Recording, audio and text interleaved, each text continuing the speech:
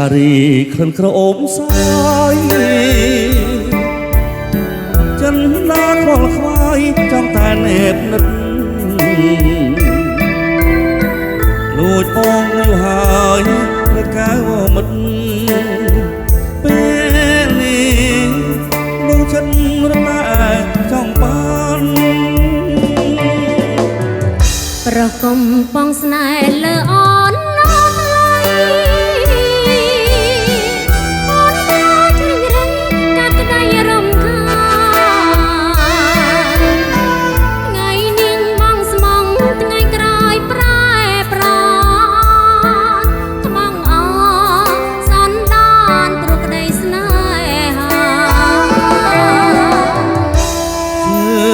ចង់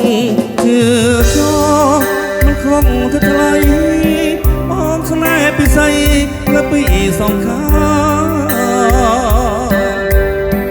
បងស្នេហ៍អត់ពិតនៅប្រែសាវ៉ាហ៊ានស្បត់សច្ចាជូនស្រកលយានបើស្មងប្រស្មងលើរូបអូនបាត់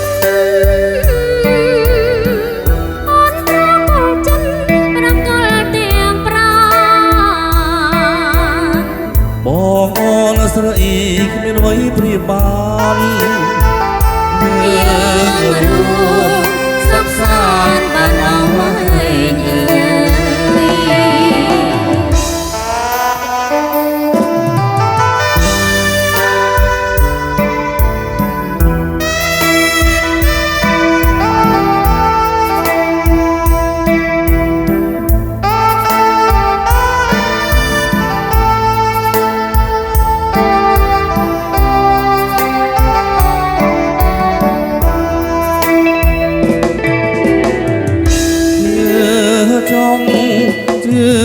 ចោ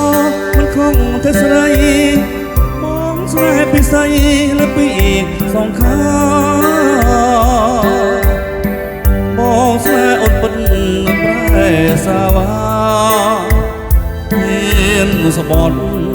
សច្ចាជូនស្រកលយានបើស្មងប្រស្មងលើរូបអូនបាត់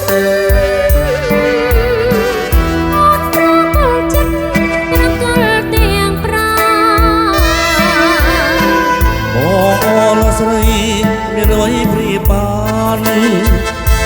យើងរួមសុខសាន្តបានអស់វិញយើងរួមសុខសាន្តបានអស់វិញយើងរួមសុខសាន្តបានអស់វិញ